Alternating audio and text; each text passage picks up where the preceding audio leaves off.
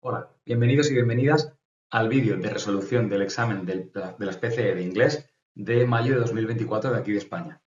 Quiero comenzar este vídeo recordando que el examen de las PCE de inglés se divide en dos partes. Una primera parte en la que tenemos un texto sobre el que nos hacen unas preguntas de comprensión lectora y también tenemos unas preguntas de use of English, es decir, gramática y vocabulario y lenguaje funcional. Y luego tenemos una segunda parte en la que nos piden que escribamos un texto. Es una parte de expresión escrita. En años anteriores, la parte de expresión escrita valía 6 puntos, este año vale 7. Eso quiere decir que la primera parte, con el texto de comprensión lectora y las preguntas de gramática y vocabulario, nada más vale 3 puntos. Pero bueno, al final son 3 puntos que pueden ser muy importantes de cara a nuestro futuro. Entonces es importante sacar todas las partes del examen. El texto que presentaba en este año, vamos a centrarnos ya en la primera parte, el texto que nos traía en este año ha seguido la tónica de años anteriores y es un texto largo de unas 1000 palabras, 1000 y pico, y por ese motivo lo he dividido en 3 partes, en 3 diapositivas. Si alguien quiere detener el vídeo para pararse y leer las 3 diapositivas, genial. Yo obviamente no voy a detenerme mucho tiempo para dar tiempo para leer, porque no tiene sentido. Quien lo quiera leer, que pare el vídeo y lee tranquilamente. Bueno, aquí tenéis la primera parte del texto. Esta sería la segunda parte del texto. Y, por último, la tercera parte del texto. Bueno, el texto que nos trae este año es un texto, desde mi punto de vista, más complicado en cuanto a estructuras y a vocabulario, gramática y demás que otros años, pero también es verdad que luego las preguntas que nos proponen son preguntas bastante más asequibles que en años anteriores, insisto, desde mi punto de vista. Entonces, de alguna forma se compensa esa dificultad. El texto va sobre el corazón. El corazón, desde un punto de vista, por un lado, como figura, es decir, la evolución del corazón como icono, como dibujo, como figura, y también de la relación que tiene el corazón con el amor, es decir, cómo ha evolucionado esa relación del corazón con el amor. Sabiendo esto, vamos a ver la primera pregunta. La primera pregunta que nos hacen es, what is the significance of the heart-shaped brooch from the fishbowl hoard in the British Museum? ¿Cuál es el significado del broche con forma de corazón de la fishbowl hoard del Museo Británico? ¿No? Entonces, primera respuesta que nos ofrece. The brooch represents a modern artistic interpretation of the heart. ¿Vale? El broche representa una interpretación artística moderna del corazón. Luego dice, the brooch showcases an ancient Greek design associated with love. Y por último dice, the brooch raises questions about the transformation of the human heart shape over time. ¿De acuerdo? Bueno, pues sabiendo esto, yo he elegido, os he puesto abajo los dos párrafos que contestarían un poco a nuestra respuesta, ¿no? O sea, perdón, a la pregunta de arriba. Entonces, la respuesta correcta sería la C, right? Let's see. The brooch raises questions about the transformation of the human heart shape over time. Lo podemos encontrar en el primer párrafo del texto. Si vamos a la cuarta línea de este primer párrafo, veis que dice I was particularly attracted to a heart-shaped brooch. ¿Vale? Me sentí atraído de manera especial por un broche con forma de corazón. Entonces, a partir de ese momento, el autor habla de ese broche y al final dice, en las dos últimas líneas, bueno, al final de la antepenúltima línea dice, From that moment on, the figure of the heart pursued me. ¿Vale? La figura del corazón me perseguía. I wanted to answer 2 questions. Quería responder a 2 preguntas. Y mirad cuál es la primera. How did the human heart become transformed into the iconic form we know today? ¿De acuerdo? Entonces, eso es lo que ya nos respondería a la primera pregunta, que sería la C. Eso ya nos aclara que sería la primera pregunta. Pero bueno, yo suelo recomendar, aparte de encontrar la respuesta correcta, si uno tiene tiempo durante el examen, descartar las otras 2, porque así se asegura también que la suya es la correcta. Bueno, la primera respuesta directamente no encajaría con lo que pone en el texto porque durante el texto se habla de que no es tan moderna esa forma del corazón, ¿vale? Entonces, no tendría mucho sentido la primera respuesta. Luego, si nos vamos a la segunda respuesta la tenemos en este párrafo. ¿Veis que dice, la respuesta que nos ofrecen dice, The bridge showcases an ancient Greek design associated with love. ¿Vale? Muestra un diseño griego antiguo asociado con el corazón, con el amor. Si nos leemos ese párrafo que tenemos abajo, lo único que dice de los griegos habla de la relación de los griegos con el amor, pero no habla de la relación de los griegos con el broche. Entonces, esa respuesta directamente la podemos descartar. ¿Vale? Y es la única parte en la que se habla de los griegos. Entonces, no habría ninguna parte del texto en la que pudiéramos encontrar esa respuesta. Así que se descarta también. Y, bueno, ya tenemos nuestra respuesta correcta, que sería la C. Pasamos a la segunda pregunta. ¿Veis que dice? When did the first known image of the indivisible heart icon with two lobes and a point appear? ¿Vale? ¿Cuándo apareció por primera vez la imagen, sin ninguna duda, del corazón, del icono del corazón, con dos lóbulos, con dos partes y un punto, ¿no? O sea, perdón, y un vértice. ¿Cuándo apareció? Y nos da tres opciones. 496, Annus Domini, 1344, Annus Domini, 1977, Annus Domini. Aquí es importante saber que Annus Domini significa después de Cristo, ¿vale? De la era moderna, literalmente Annus Domini es del año del Señor. Entonces, si nos vamos al texto y buscamos estas tres fechas, nos daremos cuenta de que la respuesta correcta es 1344 Annus Domini. Mirad la oración que os he subrayado abajo. Por esto os decía que este año las preguntas eran bastante más obvias. Porque, fijaos en la pregunta dice, When did the first known image of the indivisible heart icon with two lobes and a point appear? Vamos a la respuesta. In 1344, the first known image of the indivisible heart icon with two lobes and a point appeared. Lo pone literalmente. Entonces, esto no es como suele hacerse, así que maravilloso, nos lo han puesto más fácil. Así que la respuesta estaría bastante clara. Aún así, encontremos las otras respuestas para descartarlas. La única referencia que hay parecida a la primera respuesta, a la 496 Annus Domini, sería al principio de ese párrafo. ¿Veis que dice, al final de la primera línea, dating back to 510, 490 before Christ? Ahí está la clave. Before Christ. Antes de Cristo. La respuesta que tenemos arriba es de la era moderna. Así que ahí ya lo podemos descartar. Y además, bueno, luego lo que sigue después tampoco tiene nada que ver. Entonces, esa ya está descartada. Pasamos a la tercera respuesta. 1977 Annus Domini. ¿Vale? Lo tenemos ahí. Marcado en naranja. In 1977, the heart icon underwent yet another transformation when it became a verb. Lo que pasó en 1977 es que el icono se transformó en un verbo, pero no fue la primera imagen del icono del corazón. Entonces, eso es descartadísimo. Además que, bueno, si uno se lee el texto entero, no tiene ningún sentido porque se habla de la evolución a lo largo de la historia. Entonces, no tendría sentido que hubiera nacido la imagen por primera vez en 1977. Y con esto pasamos a la tercera pregunta. La tercera pregunta dice, What significant event in 1999 brought the heart icon into a new realm? ¿Vale? ¿Qué evento, qué acontecimiento significativo de 1999 llevó al icono del corazón a un nuevo reino, una nueva dimensión? Y nos dan tres opciones. The release of the first commercial Valentines, ¿vale? La publicación, cuando salieron las primeras tarjetas de San Valentín comerciales. Luego, the creation of the I Love New York logo, la creación del logo I Love New York, ¿no? O the introduction of emojis for mobile communication by entity Docomo. Si vamos al texto, de nuevo tenemos ahí los dos párrafos en los que estarían las respuestas, veremos que aquí tenemos la respuesta. Mirad al final de la primera línea de lo que tenéis ahí marcado. Dice, 22 years later, a new graphic form appeared. Y mirad ahora, dice, that brought the heart into a whole new realm. Es lo que tenemos en la pregunta tal cual. Pero es que además luego, para reforzarlo, nos dice, in 1999, es decir, es literalmente todo lo que pone en la pregunta. Japanese provider NTT Docomo released the first emojis.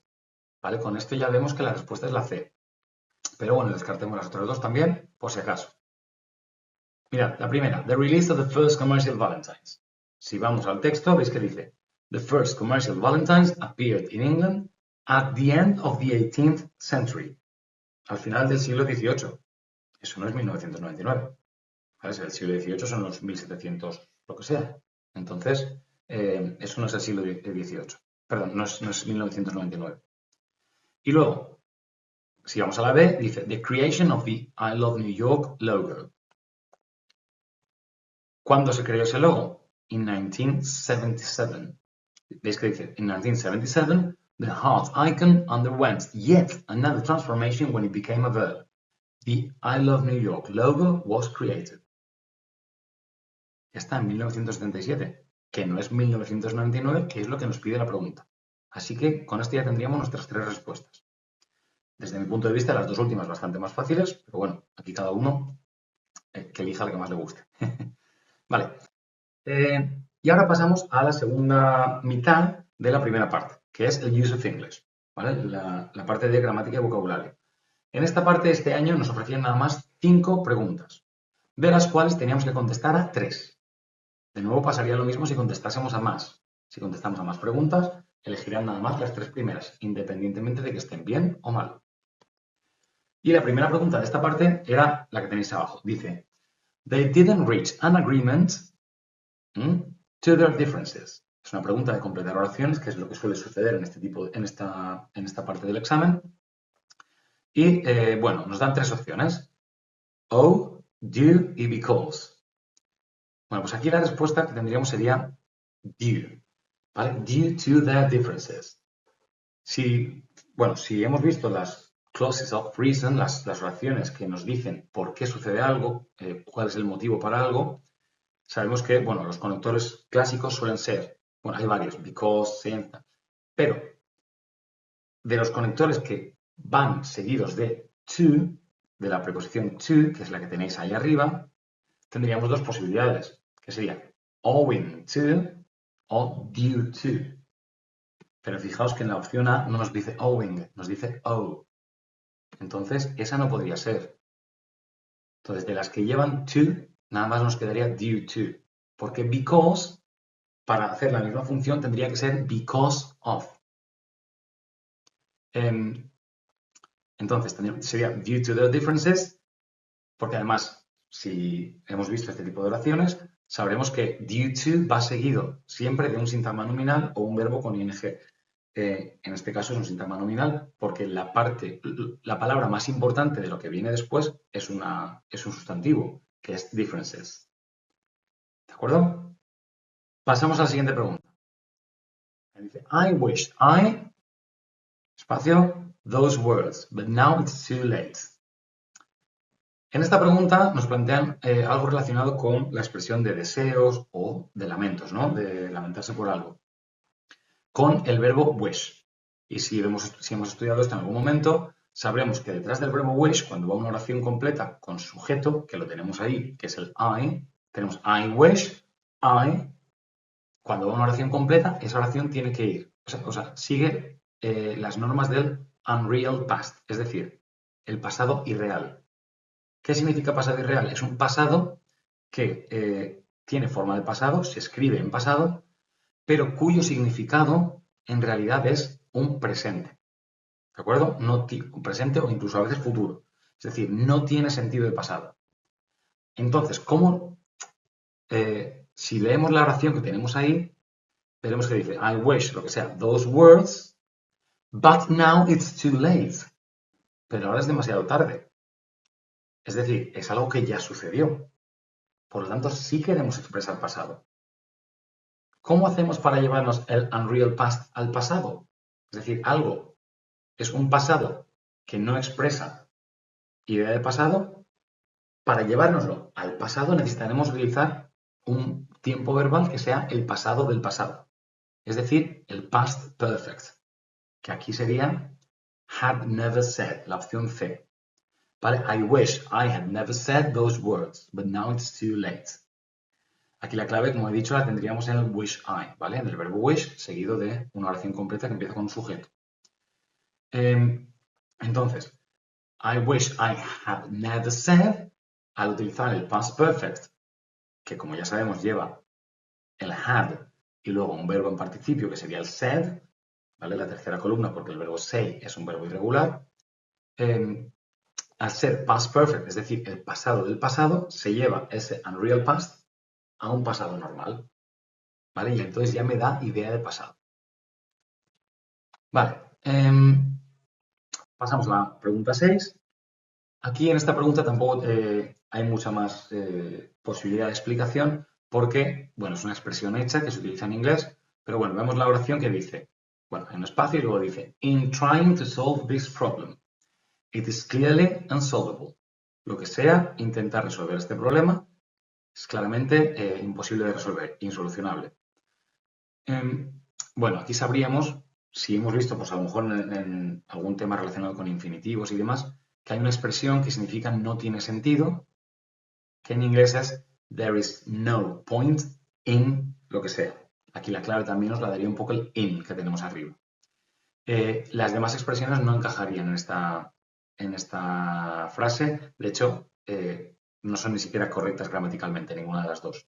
La única que podría funcionar es la que significa eso, significa no tiene sentido.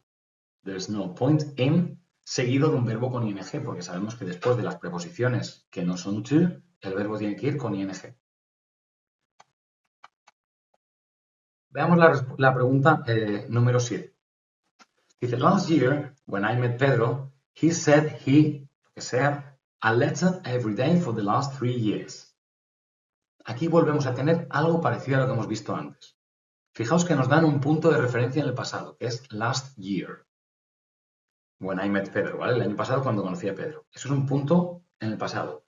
Y luego dice, he said, lo que sea, a letter every day for the last 3 years. Es decir, por los últimos 3 años. Nos lleva a un pasado anterior a el año pasado. Pues son los últimos 3 años. Entonces, de nuevo, tenemos que utilizar un tiempo verbal que sea el pasado de un pasado. ¿Cuál era? Lo que hemos dicho antes, un past perfect. Y como en este caso es una acción que se ha desarrollado durante un tiempo muy largo, se utiliza un past perfect continuous, que sería had been writing. ¿De acuerdo? Con el had, el been y luego un verbo con ing. Aquí la clave la tendríamos, como he dicho, en el last year when I met Pedro, he said, todo eso está en pasado. Y luego en la parte de for the last 3 years, porque me lleva a un pasado anterior aún. ¿Vale? Anterior a last year. Pasamos a la siguiente pregunta, la pregunta número 8. Dice, we'll never know what might have happened if Mark the email earlier. ¿Vale? Nunca sabremos qué podría haber pasado si Mark sea el email antes o más temprano. Ahora, al leer la oración nos damos cuenta de que es una oración que habla de algo sucedido en pasado. Todo en pasado. Y es un condicional. ¿Qué condicional utilizamos? ¿Qué oración condicional o qué tipo de condicional utilizamos para hablar de cosas que sucedieron o no sucedieron en el pasado? El tercer condicional. Que como sabemos tiene en una parte un verbo con might have, would have o could have. En este caso tenemos might have happened, ¿vale? Might have. Y por el otro lado, es decir, en la parte de la oración que sigue a if, el if que lo tenemos arriba también, en la parte de la oración que le sigue, lleva un past perfect, ¿vale? Un pasado perfecto. ¿Cuál de las oraciones que tenemos abajo es un pasado perfecto? Had sent.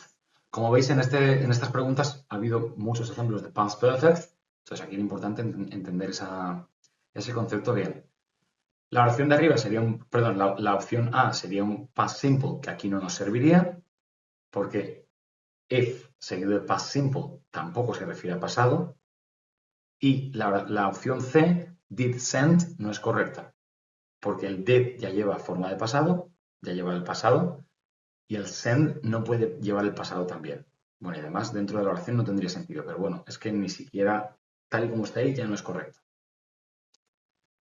Vale, después de esto, ya hemos visto todas las preguntas de Use of English.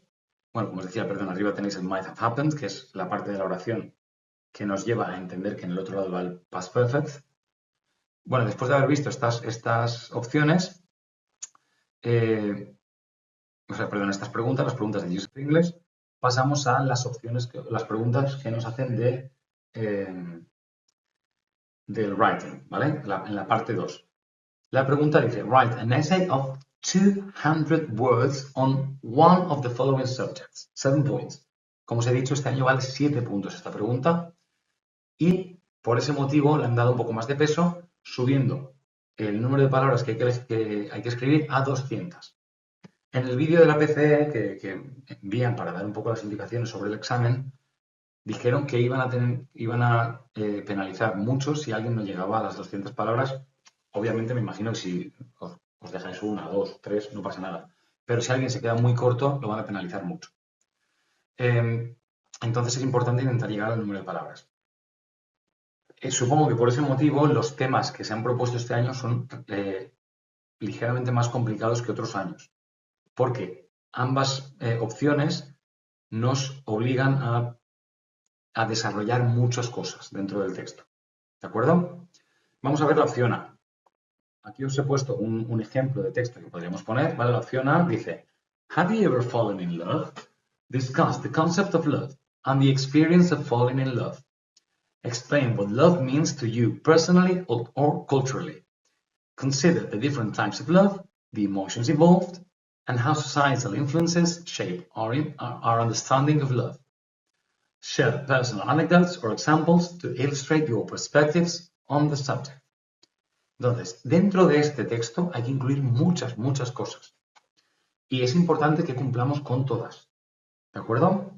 Por ejemplo, tenemos que contestar a la pregunta principal que nos hacen. Si nos hemos enamorado alguna vez. Después, hay que hablar del concepto del amor, de la experiencia de enamorarse, explicar lo que significa el amor para uno, o a título personal o cultural. Hablar de diferentes tipos de amor, las emociones que conllevan y cómo la sociedad influye en cómo entendemos el amor. Es decir, y luego también hay que incluir anécdotas o ejemplos personales. Es decir, muchísimas cosas para meter en un solo texto. Así que aquí había que ser muy cuidadoso de incluir todo.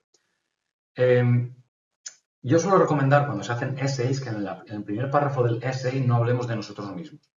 Entonces, si eso se puede mantener con lo que el assignment, la tarea, nos propone, pues lo mantenemos. Si no, pues no es necesario. Es decir, al final, si nos piden algo súper personal, pues podemos hablar de nosotros mismos en el primer párrafo, no pasa nada. Pero bueno, aquí tenéis un ejemplo de texto. Lo que suelo recomendar siempre hay que dividir por párrafos los textos, ¿vale? Y hay que utilizar conectores. Veis, por ejemplo, que en el tercer párrafo tenemos un moreover, al final un to sum up, luego hay diferentes conectores metidos dentro del texto y luego pues también hay que incluir estructuras gramaticales y vocabulario propias del nivel del que nos examinamos, que sería un B1 más B2. Entonces, es importante incluir todo esto. Bueno, pues aquí tenéis un ejemplo y luego en el segundo texto nos pedía lo siguiente, dice Reflect on the individuals you deeply respect and admire. Explain the qualities, actions, or values that make these people stand out in your eyes. Consider the impact they have had on your life or the lives of others. Discuss how these individuals have influenced your own character, beliefs, or aspirations. Entonces, reflexiona sobre los individuos, las personas que admiras y respetas profundamente. Explica las cualidades, acciones o valores que hacen que estas personas destaquen para ti. Considera qué impacto han tenido en tu vida o en la vida de otros y habla de cómo han influido en tu carácter, en tus creencias o aspiraciones. Es decir, de nuevo, mucha información que nos piden. Entonces, yo aquí, por ejemplo, en este Bueno, he seguido un poco la misma estructura. Al principio, algo un poquito más genérico, sin mencionarme a mí directamente, pero veis que ya en la segunda línea hablo de we, hablo de nosotros, porque de alguna forma me quiero incluir en lo que se está diciendo, aunque no me menciona a mí directamente. Y luego, pues eso, a lo largo de los párrafos he ido desarrollando las ideas que me pedían en el texto, o sea, en la tarea. Aquí, bueno, se tienen en cuenta muchas cosas, también se tiene en cuenta la madurez de lo que se escribe, porque muchas veces, si escribimos algo súper simple, pues no refleja la madurez propia de una persona de 17, 18 años mínimo que hay que tener para presentarse a este examen. Entonces, es importante también que trabajemos bien la idea y demás. Yo suelo, la idea que se va a exponer, me refiero. Suelo recomendar también hacerse un pequeño esquema antes de comenzar a escribir, porque de esta forma es más fácil que luego incluyamos todo lo que queremos decir y no perdamos tanto tiempo borrando, tachando, volviendo a escribir y demás. Bueno, hasta aquí la explicación del examen o de la resolución del examen de las PCE de inglés de este año o de este mayo de 2024. Bueno, espero que os haya servido, que hayáis aprendido, que si os habéis presentado, bueno, habéis tenido todas las respuestas correctas y eso, que haya habido mucha suerte. Nos vemos el año que viene. Hasta otra. See you soon.